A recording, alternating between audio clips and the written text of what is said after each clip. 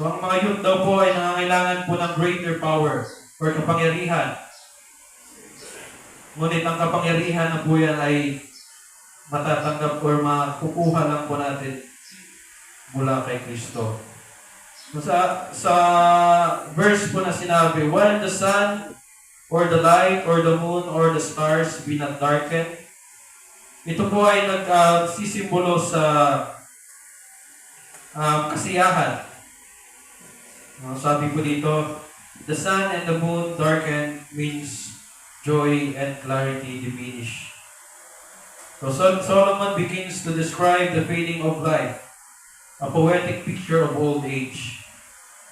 So the sun and the moon darken, joy and clarity diminish. So ibig sabihin po ng the sun and the moon darken ay yung kasiyahan daw po natin ay maunti-unti nang nawawala.